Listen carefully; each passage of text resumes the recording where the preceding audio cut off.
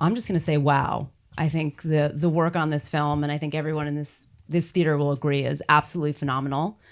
From every element of the storytelling. And it's fantastic to have the four of you here today with us to kind of dig in a little bit further in each of your respective areas. But my understanding is that each of these departments worked very closely together on this film, and that it was kind of a very tight-knit group working on this. Is that usually common for you guys in your departments, or is it a special scenario here? Yeah, I mean, I'll take that one on. I think the hope always going into a movie is that it feels like a family-made movie. Mm-hmm. Like you get together with all your friends and your family, and you make a beautiful movie. But that's kind of rare in the film business. It's not uncommon, but it's rare. And on this film, I think we all got really close because we have Bradley as a leader, and it always. Whatever, like they say, sometimes the stink comes down from the fish's head, right? But the leader is the one that sets the tone, and his tone was, no, this is a family collaboration. Kindness is the most important thing on set. That way we can all, express how we feel and really collaborate with everybody involved, because, there's no bad ideas. Let's just make this movie together. It was also because of it being kind of sort of started right before COVID, got shut down for a year, and then it started up right afterwards. I think the film business became more intimate, like no visitors on set.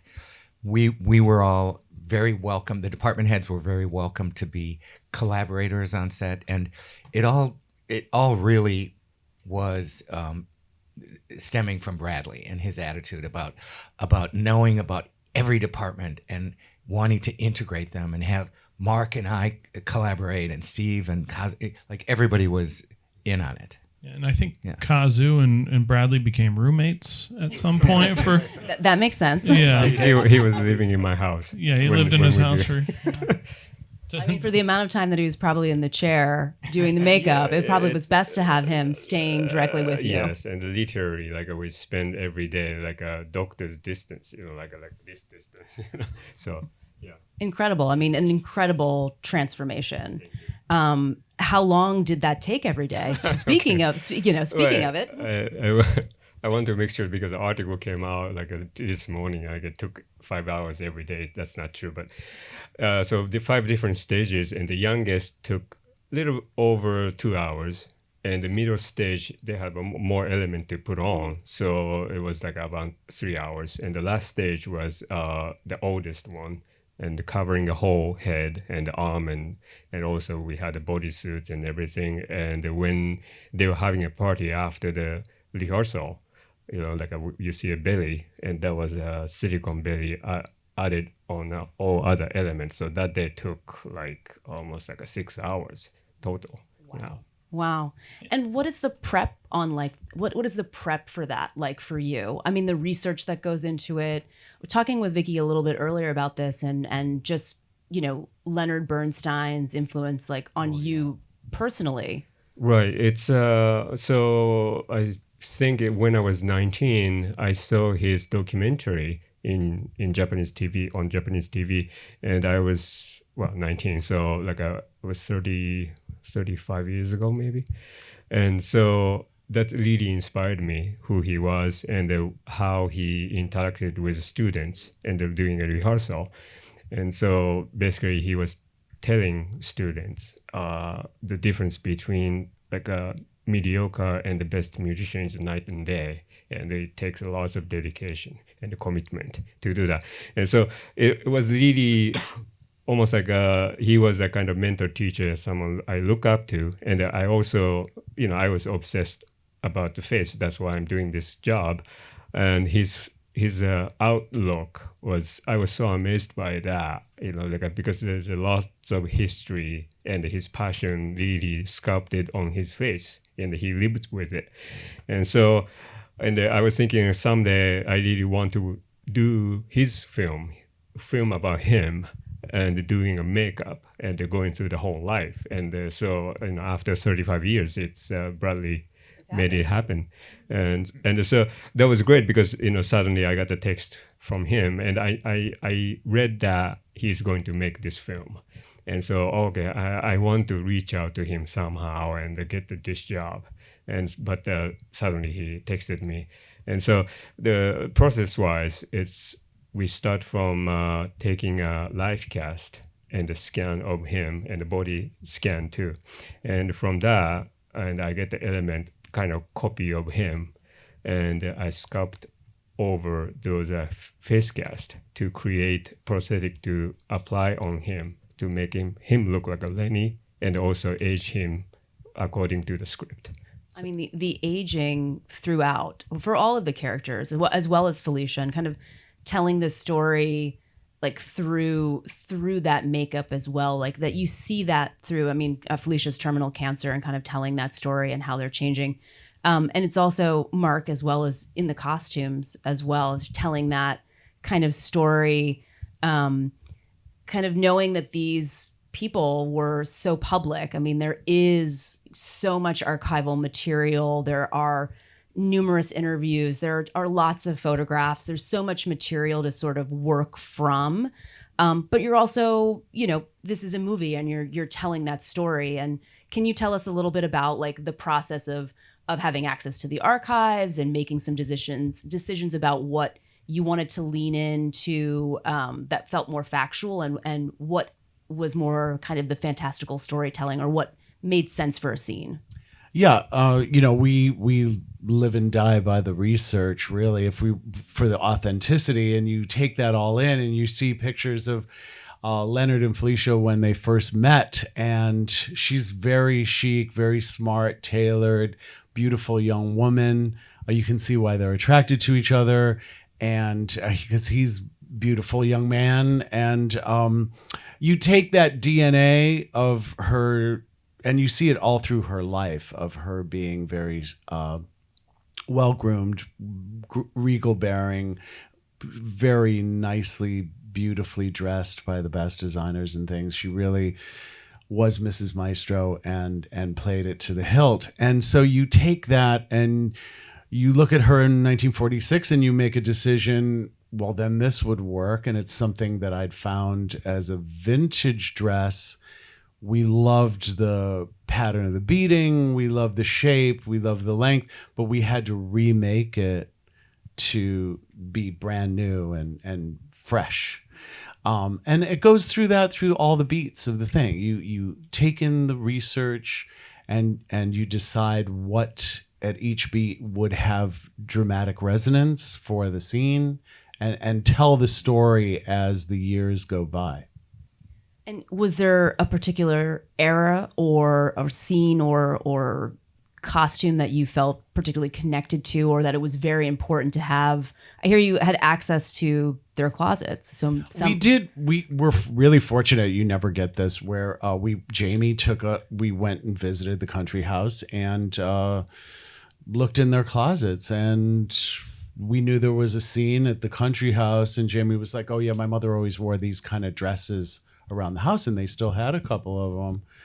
And could we borrow one? Either just a copy or the idea of it. It actually went right on Felicia. It's that blue gingham dress with the large rickrack. That was really Felicia's dress. And there's a robe that Lenny wears that's white terry cloth with red and blue. That was really Lenny's robe. So it was wonderful to have that energy on set. And where we used them seemed appropriate for the story, and then the rest of it, was choices that Bradley and I made and Carey and I made about how to tell each of those characters' story. That's incredible. I mean, to have access to the live archives and not just photographic or film material. I hear you guys also did shoot at the house in Connecticut, so that place really, told part of the story. Kevin, can you speak a little bit about, again, almost a similar kind of question to, there is all this archive.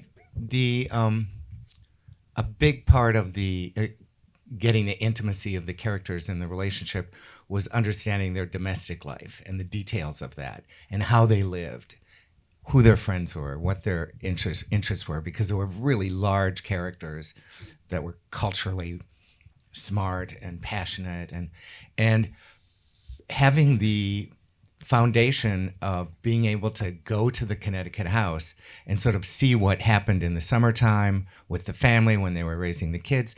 And the house and grounds are still pretty much the same because the kids have kept it almost like a museum.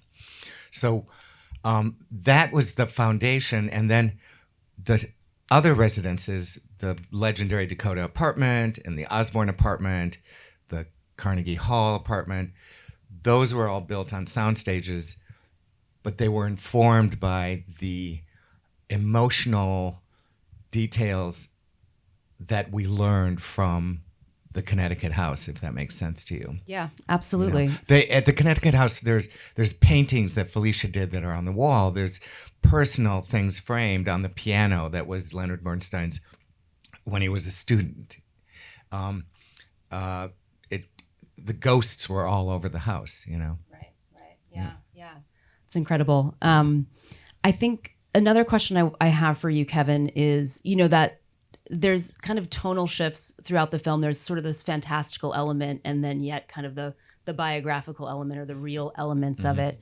And I'm particularly thinking of our opening scene where, Lenny gets the call and then he runs out and we're in Carnegie Hall and there's that invisible cut. Can you talk a little bit about those choices and, that was, that shot was conceived very early on by Bradley. It's one of the first things we started working on because we modeled it after, I showed him some references of the actual art studios that were above Carnegie Hall with the skylights, the sloping skylights, that where a lot of musicians would go to rehearse and then they'd sleep on the loft level. And so we modeled it after that imagery because he wanted him to come straight from that apartment through the halls of Carnegie Hall and into the auditorium, just like it, and ended up and have the spider cam go down to the stage he wanted it all in one shot. So it went through a lot of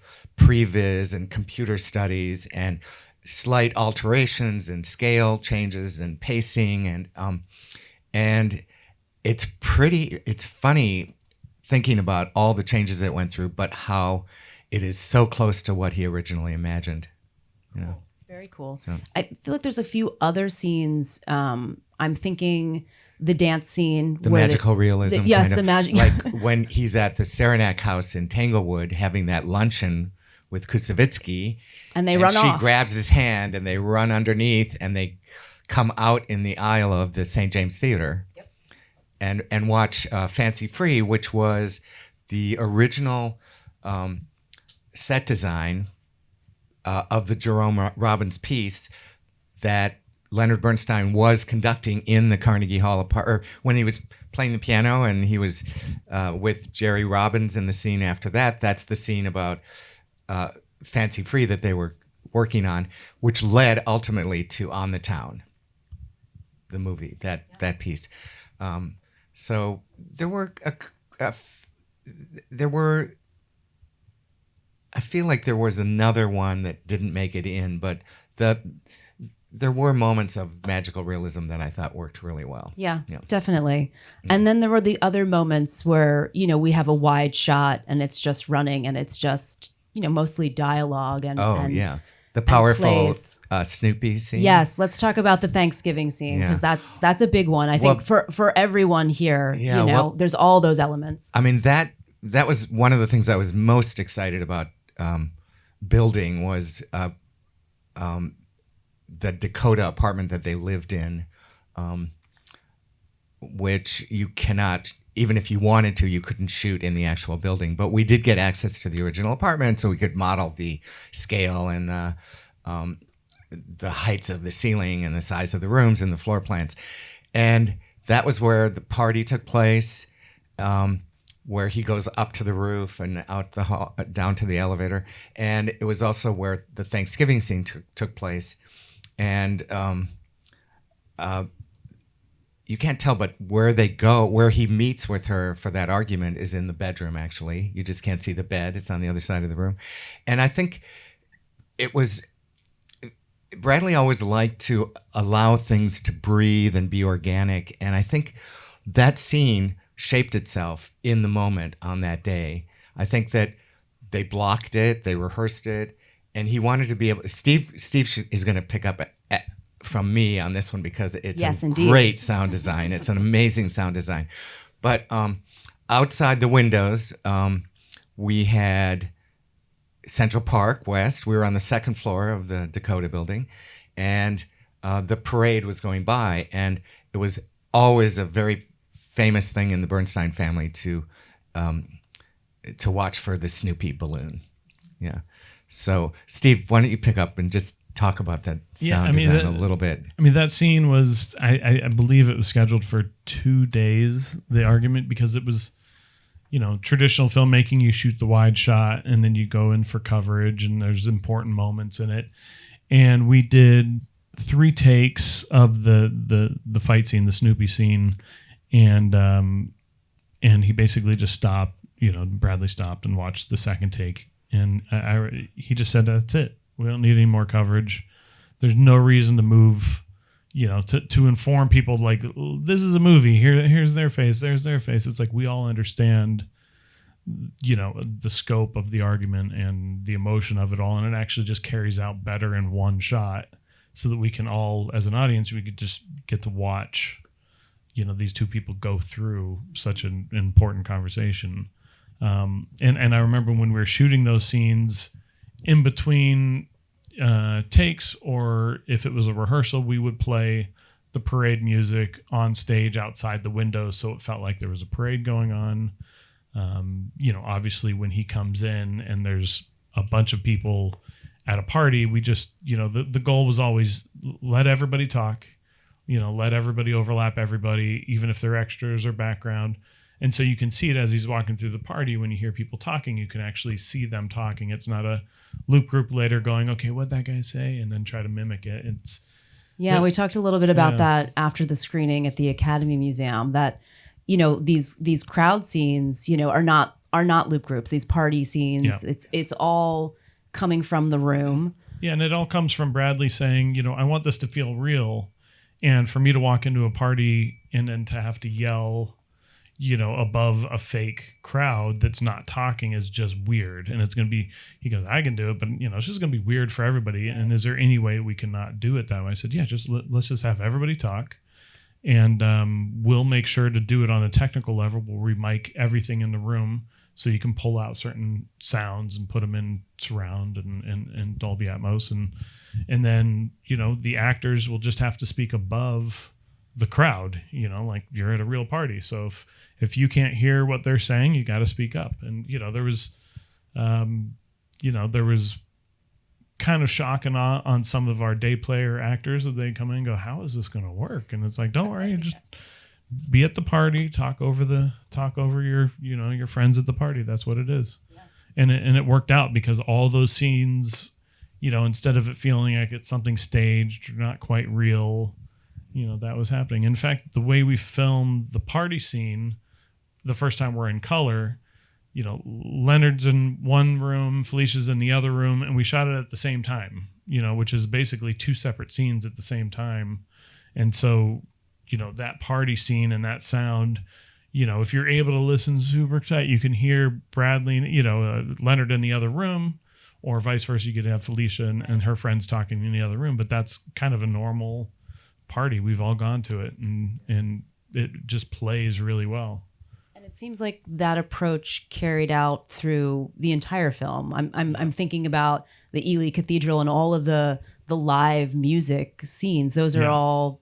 Yeah, I mean, those are all in the room. Anytime you see somebody playing an instrument on camera, they're playing it, and we're recording it. And the Ely Cathedral became kind of a technical challenge. That was towards the end of the film, of the filming. And that was over 60 microphones to record it in Dolby Atmos so that we could put you guys in the middle of an orchestra, because I've never stood in the middle of an orchestra while they're playing. And I can't imagine not a lot of people on the planet have. But our goal was to put you in the middle of it so you could really hear what a conductor, feels and have the same emotional feel that he has. And we did that throughout, the choir practicing, and even the student band at the end, or the student orchestra at the end where he's teaching. That was all just live playing, which was great. And it took a lot of effort from, the camera department to not, put dolly track and push the players out of the way. They all have to stay in the right group or the sound doesn't work. And so they would take special effort and, instead of, an easy dolly shot, they would put a crane on an arm far back so they could hover over the thing. Yeah. And that's just Bradley's leadership saying, here's what we want to do and here's how we're going to accomplish it. And so everybody participates in that vision. Amazing. Yeah. Amazing. Kevin, I feel like you're ready to jump in on that one. I have so many thoughts. Please do, but share them. I just want to bring up the aspect of the movie that that Bradley talked to us all about early on, which was how this was a relationship story. It was period. It spanned 4 decades, but it was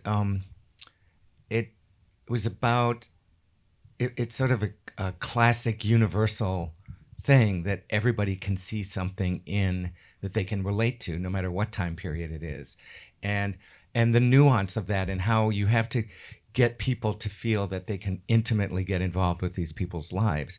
And I think that from the beginning, that's what makes this movie special for all of us also, is that there was so much love and so much emotion and always looking for the story point that could bring that out in the costumes, in my design, in like what Steve said about the cooperation of the departments working together, love and respect and kindness.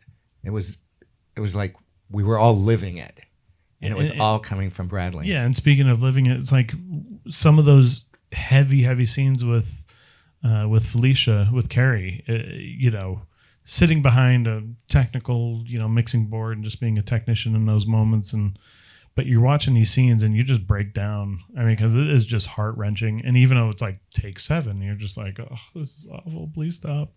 Because it is. It's just, you can't help but feel, some sort of, it's just grief every day. And those were hard days. Those were not fun days emotionally. We all always had a good time making the movie, but there are moments where it's just like a very somber, quiet day. Yeah. And it was incredible to experience. And you can feel that there are the big moments in this film. Obviously, they're the big moments, and then there are the very small, kind of quiet, intimate moments between Leonard and Felicia. I'm thinking of when he comes into the room and she's lying on the bed, and he embraces her, and it's just the two of them breathing, and that's what you hear. There's nothing else. It's the room noise, and it's just them breathing together. It's a very, again, you feel as an audience member, you're there. Yeah. You're there with the two of them in this very and then just that, tender and very sad moment. That awful silence. Yes. All the way until they get into the car and he's reaching for her and then they drive. It's just, it's heartbreaking, and it's like that's the beauty of the stories. We're really trying to pull everybody in, trying to explain like these are people that went through this. Just one more note about broad strokes. Is that another thing Bradley described early on was how he was seeing this movie as having a heartbeat and a rhythm, and that it was as though it was one long symphony that was 2 hours long, and it had staccatos, allegros, it had rests, it had crescendos, and that the transitions were always really thought of, and the spacing and the pauses. So, and I think that was something that we all sort of like thought about when, every day we would go back to that touchstone. So it must have been really hard to wrap this film if everyone was, such a close family on it. Oh, yeah. And I think most of us started years ago. Yeah. He was talking about it right after A Star Is Born to me. And so, and I think that's the same with all of us. And so all of a sudden it's like, here it is, but it doesn't feel like we finished it. Well, no, you guys now you guys are on tour. Now you guys are doing the press junkets and all of the panel discussions, and which is great because I think I speaking earlier with a colleague and talking about how the strike is going on, and usually the way you promote the films is that the filmmakers and the actors are out front and they're kind of leading, and then we kind of go towards the crafts, and it's the reverse here. And I think that's actually pretty fantastic, and especially with a film like this one, we know how involved Bradley was with like all the decisions that were going on here, which is fantastic. I mean, he is kind of a unique filmmaker in that way. And it sounds like you guys also each have an individual connection with him, working with him when he was, an actor and maybe not a director, and on other pictures and everything like that. So yeah, it's interesting to be here and to kind of hear this side of the story again, especially with the film like this, where all of those elements are really coming together to really tell that story. Obviously the acting is phenomenal. We can't talk enough about how the acting is phenomenal, but it takes all of these other elements to really, really tell that story. And I'm getting the high sign here. So I do have one last question, and it's actually, everyone can chip in, but Steve, it's specific for you because we saw the film together at the Academy Museum last week, and this film has an amazing Dolby Atmos mix.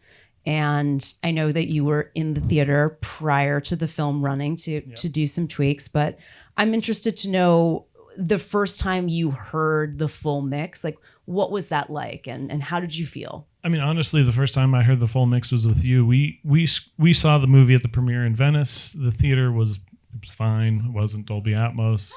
It was okay. It was okay. No offense to the Italians. I apologize to everybody.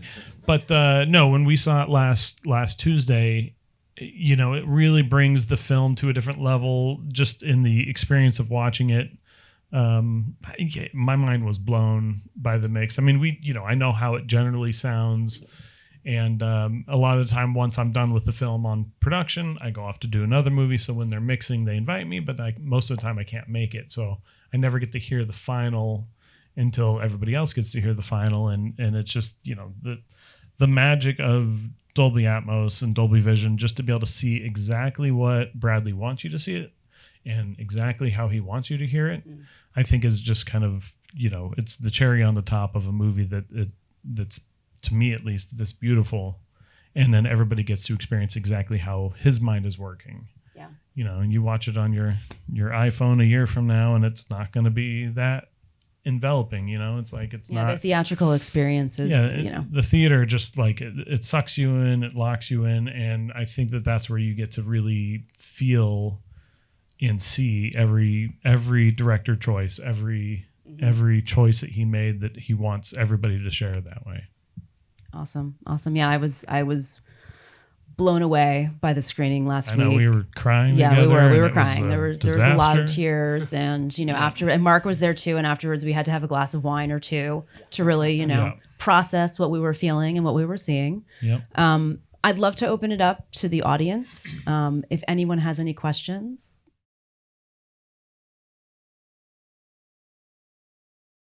He filmed in 4:3 black and white film, and then 4:3 color film, and then 16:9 or 1.85 really color. So that was not, it was a commitment. He didn't change. He didn't just shoot it normal and then let's just crop it. That was just like a choice that he made that he was going to stick with.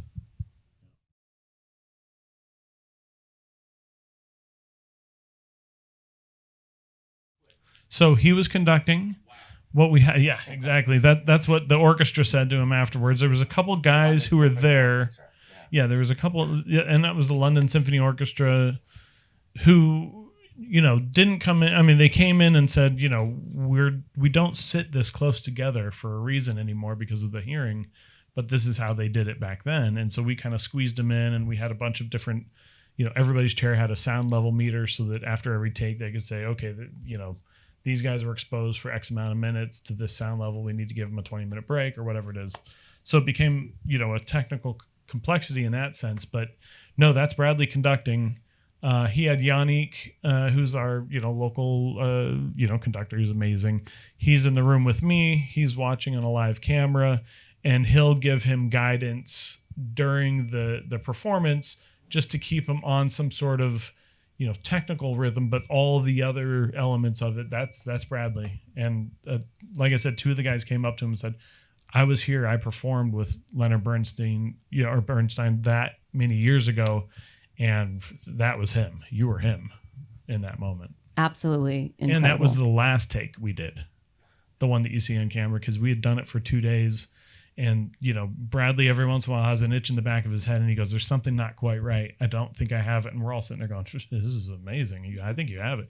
Just give me one more take, one more oneer. Let's just go through the whole thing. And by the end of it, Mango, the dolly grip, you go right behind Felicia, right at the end of the note. And just reveal that she's there. And that's the take that made it, the last one. Magical, really. Any more questions before I have my last one? All right. Well, my last question for you all, and this is for each of you, I'd love for you to answer, is what one moment or one aspect or part of the film are you most excited for audiences to see? Start with you, Mark. Yeah. I'll just speak to the fact of what my favorite moment is of please. Bradley's performance. And it is in the country house. He's come in. His daughter has heard rumors about him. And he's going to go out there and he's going to answer her questions. And he lies to his daughter. And you can see that pain in Bradley's eyes as Leonard. And it's just quiet and really, really strong. And I just think he did it so perfectly. It speaks volumes without saying a word. Yes, it does. I have many, but I will call out the Snoopy's argument scene, because I think Carey's performance in that, I understand why it was done in a wide shot without cutting, so they could just live it, and her strength and that, I think it represents her whole, and also the way he responds. It's like you're seeing the two of them together. That's a favorite one of mine, and plus it's in a set. And also for me, that scene, like you're saying about the sound and everything, it's really also like real life, as far as some of the most uncomfortable things in your life are happening, and there's something ridiculous happening at the same time. And it's just life. And it was so perfect. And the kids are outside the door. Yeah. That is one of the biggest scenes in the film, for sure. One of the most memorable. Kazu? Yeah, for me, everything was so amazing. But the Ely Cathedral, Mahler second, because when I sculpting his face, that was a music I was listening and watching a video of actual Lenny playing, so as a reference too, and that was great. But the one scene I thought, of course there's so much more, but I thought Bradley was a genius, is when talking about Lumor at the Tanglewood, and they are arguing in a room with Felicia, and he took a socks off and she sniffed it, and that makes him a human, really, and it's those details everywhere. And so he, there's an actor who can act for the camera.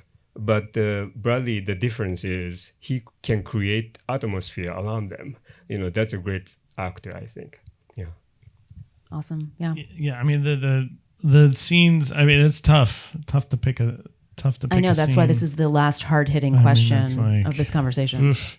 I really, to be honest, the scene that gave me some relief was the him teaching the class. And this is just because of the way we shot it. It was the first day of shooting. It was the first time we were going to record an orchestra live. It was the first one. I'm like, will this work or not? I don't know, because we got this huge stuff coming, and it worked so flawlessly and so seamlessly that I went, okay, I love this scene.